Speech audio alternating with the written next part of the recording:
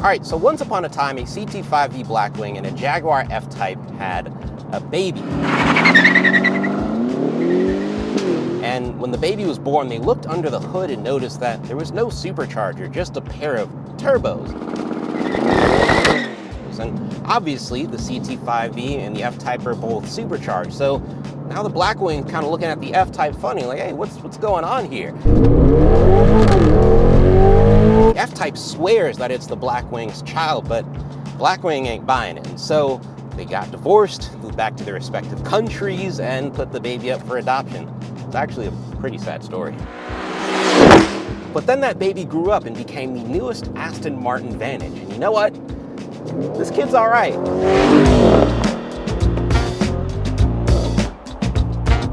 I am pretty late to the party when it comes to reviewing this car, but you know what? It wasn't a party until I showed up anyway. And a fun party this is indeed, because the new Vantage, it's quite good. Honestly, it's more fun than I expected it to be, and I expected this car to be pretty fun to drive. It's crazy because I just got back from driving the new 700 plus 911 Turbo S, the new hybrid, effectively supercar flagship Porsche. And if you're watching this on Sunday, just come back to this channel tomorrow evening to find out all of my thoughts on that car, because I can't talk about it as of now. But I just gotta say, seconds after coming home from that trip and ripping this car around, the Turbo S became a distant memory. And that's just because despite it being, it just didn't give me that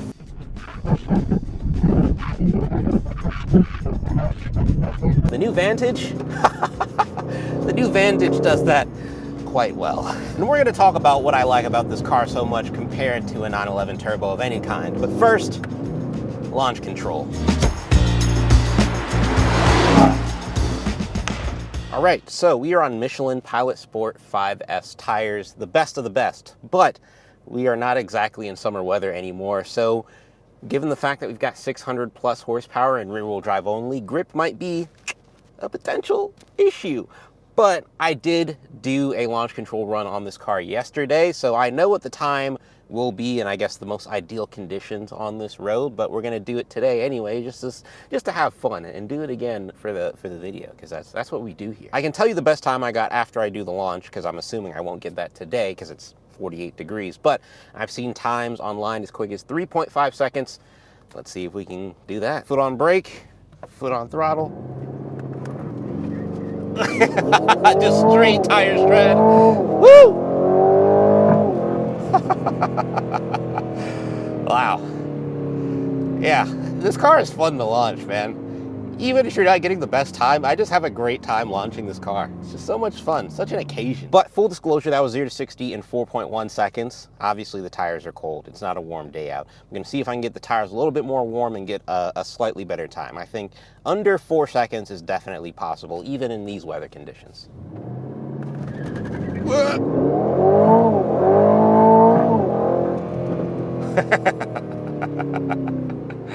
Oh boy. Oh man. All right, so that time I got 0 to 60 in 3.64 seconds, but the best time I was able to get out of this car, drum roll please, 3.5 seconds, exactly what Aston Martin claims this car will do. So I think that's plenty good. That's beating out other 600 plus horsepower cars with rear wheel drive, like the CT5V Blackwing, which I couldn't crack any better than like a 3.7 something in that car. Something that's really interesting about this car is how differently it launches compared to the DB12, which is also rear wheel drive and similar engine to this. That car kind of just starts moving, whereas this car reminds me a lot of the 765 LT I reviewed a couple of months ago, where it starts with a big tire smoke show and then it just builds power. It's a lot more of an occasion to launch this car than the DB12, which I find interesting given that this is the base model last. And so the big takeaway here is sometimes your launch controls don't have to be 2 point something seconds like in a 911 Turbo, but it can be fun. And I think that's what really matters here. The V8s in the latest Aston Martins of the past 10 years have always been criticized for using AMG-sourced engines as opposed to having their own, something a bit more bespoke. And that's because people who don't fully understand what AMG-sourced means will assume that it's a one-to-one copy and paste of what you've got in something like a GT63, for example. Well, the engine in this car is as similar to a GT63 as the V12 in the McLaren F1 is to a BMW 8 Series of the time. It's the same block, but there's major mechanical changes being made to make this engine their own for the Aston Martin specific cars. 656 horsepower and 590 pound-feet of torque. So it's plenty fast, especially with all the power going to the rear wheels only, unlike most V8 powered Mercedes on sales today. Actually, all V8 powered Mercedes on sale today. They don't have a V8 rear-wheel drive car. But the sound of this car is so different from any AMG on sale, as opposed to a lot of the AMGs which are all low grunt and growl. This has a really exotic howl that I don't even remember hearing in the DB12 or DBX that I reviewed in the past couple of months. Take a listen to this.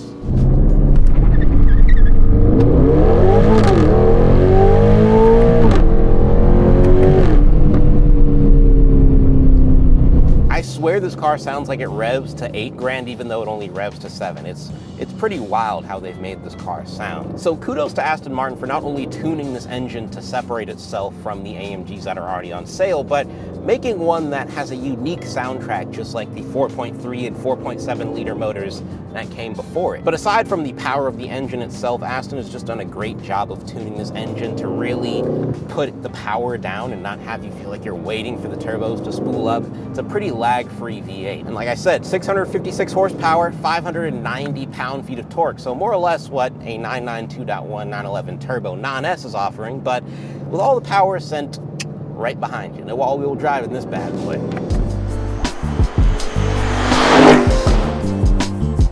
And so yeah, this can kind of be a bit of a squirrely car. And not squirrely in a I can't use this kind of way, but just squirrely in a way that makes you have to really understand this car's grip levels and how it delivers power based on throttle input, because it wouldn't be exactly challenging to put this thing in a ditch and take a nice little spin class if you wanted to. I think the weakest link of this car is for sure the transmission.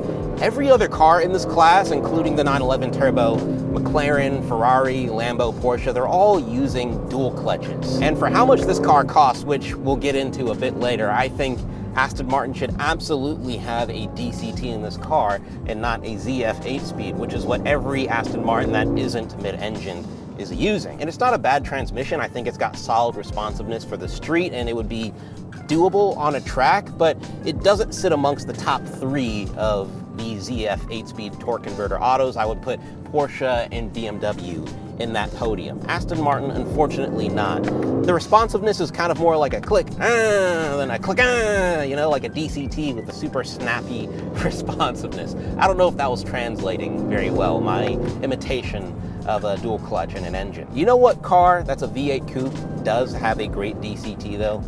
The E92 M3. And I don't really have a point to make there, I just wanted to throw that in. The ZF 8-speed in this car is good. Not great, but pretty good. And there's nothing wrong with using a ZF 8-speed torque converter in general, but the problem I have for this car in particular is that Aston Martin sits amongst the exotic sports car crowd. Porsche, Lamborghini, Ferrari, McLaren, all of those guys are using very, very good dual clutches. And so it kind of just leaves a bad taste in the mouth when kind of looking at the on-paper specs compared to those cars, and especially given the fact that this isn't a bargain compared to any of those models. So the Vantage and every other Aston Martin that's using the ZF 8-speed loses some points for that, except for the DBX because that's an SUV.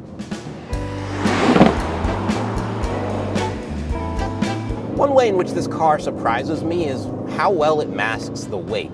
I'm not sure exactly how heavy this Roadster is, but the coupe version of the Vantage is about 3,800 pounds, so you have to imagine this Roadster is about 3,900 pounds or more. And for it being a front-engine V8, you don't feel that weight a ton, and that's actually because this car has a 50-50 weight distribution. A huge contributor to that is it being a transaxle, so the transmission is behind you. And while this is a front-engine car, it's more or less a front mid-engine V8 because most of that engine weight is behind the front wheels. So everything from a hardware perspective is in the right place. But the Vantage is a bit understeery. I'm not gonna lie. I find it being a little bit resistant to aggressive turn-in on the front wheel specifically, and you have to be careful in this car because you don't want to try to overcome that understeer by applying more throttle and then ending up spinning out. You don't want to do that. And this car also has active torque vectoring, which is controlling the amount of power and torque sent to each of the rear wheels, but I feel like that kind of just ends up making the car a bit confused dynamically as far as how it drives.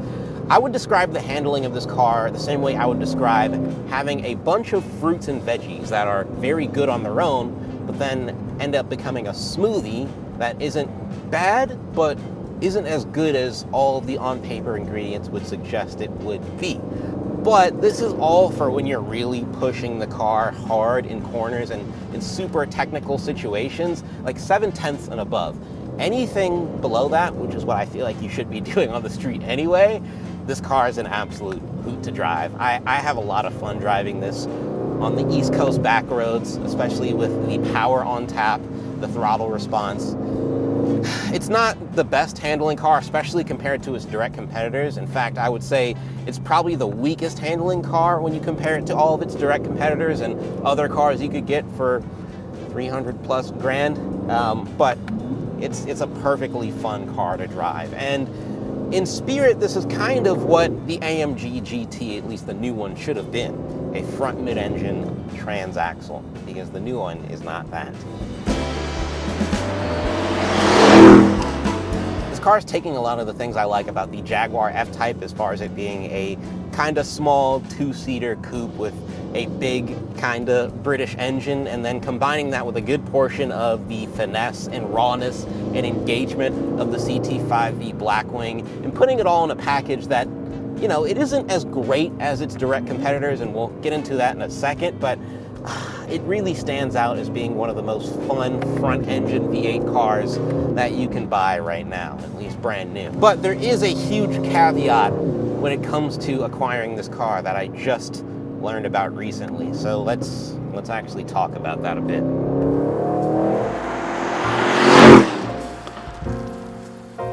A lot of people like to compare this car to the 992.1 911 Turbo and Turbo S just because they're both cars that are kind of meant to be daily driver-ish with around 600 to 650 horsepower, but I feel like they're fundamentally different in so many ways. I think price-wise you could compare them depending on how crazy you like to spec your cars, but this is doing a lot of things very differently. Firstly, the design, it's just so much more special and fun, I think, compared to any 911 Turbo spec you could get, although you can get some pretty banging specs on the turbos, .1 and .2. But it's just these little things, like the way the wing mirrors extend out past the body and the way they fold up when you lock the car, all the yellow accents or colored accents of any kind you can have on the carbon fiber. The diffuser on this car is insane. One of the best looking diffusers of any V8 sports car ever made, period. It just looks phenomenal. The sound of this car is obviously crazy. You get nice cracks and pops and burbles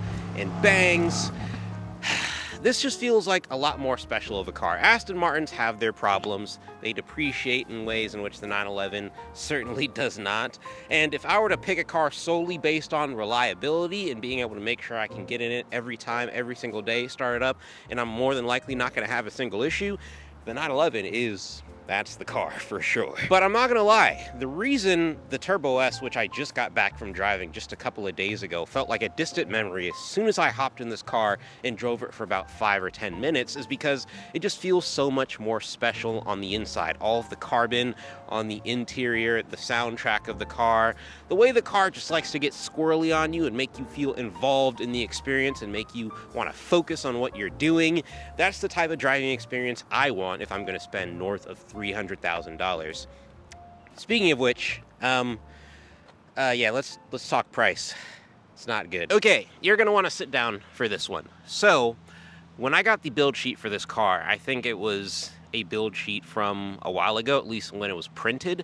And so the price on this car, with all the options, was $320,000, which, don't get me wrong, is outrageous for what is kind of just the base model Aston, although this car is very good and very fast and very fun. but just the fact that you can take this car from under 200 grand to almost $350,000 just in options. Yeah, the options on these Astons are insane. But thanks to good old tariffs, the price of this car is now over $400,000 because of import and destination fees. So we're now cross-shopping this with like a 296. We're now cross-shopping this with like one of the highest spec Ferrari Romas you could buy. These cars are getting so insanely expensive. And obviously, if you just want to wait, let this car get owned by one or two guys and get sold on the secondhand market, you'll probably see that price drop in half or maybe more. But it's a tough pill to swallow price-wise. Now, don't get me wrong, the new 911s are getting very expensive as well. With a good amount of options, that's going to be a $350,000+ car, but it's just so much more well-rounded than the Vantage. That's not me saying that I enjoy driving that car more or it makes me smile more, but I think it's just a better car to own overall than the new Vantage. So I really do think that Aston Martin's new lineup, the DB12, the DBX, the Vanquish, and now this, the new Vantage, I think it's proof that Aston Martin is clearly very frustrated and tired of being in the position that they're in. Thank you, son. And you can tell because Aston Martin's clearly trying very hard to provide an experience that none of the non-supercar manufacturers are doing right now. Porsche simply doesn't sell a car that feels this cool and this unique and this special right now. Their interiors are really cool, their use of carbon fiber, the designs have only gotten better. Aston Martin is clearly putting in work here. The problem, though, is that now these cars cost as much as it would cost to get a McLaren or a Ferrari or a Lamborghini, and that puts them in a difficult position. This car, as it's spec'd, now because of tariffs, costs over $400,000. That is simply just too much for an Aston Martin Vantage. I'm sorry. Regardless of how good this car is, that's too much money. And so while I think Aston Martin is finally making cars that, from a performance and experience standpoint, are so much more well-rounded and competitive as far as the fun factor is concerned, I'm just scared that because of how much these cars cost now and what they're now competing with at these price points, that it might be too late for them. Which sucks because this car is really fun, and the new DBX is really fun, and I'm assuming the new Vanquish is really fun. I hopefully will get to try that soon. And so that's not really a positive way to end this video, but Aston Martin, just know that this is one of the best cars I've driven this year, if that means anything. I'm not buying it though, but something I do plan on buying is another one of these. This is our new merch. I can't sell it to you quite yet, but it is coming out soon, and we have a handful of new designs that we're coming out with. So stay tuned for that, and stay tuned for more videos on V8 sports cars. We have some really cool ones that we are planning on making videos on very soon. Okay, bye.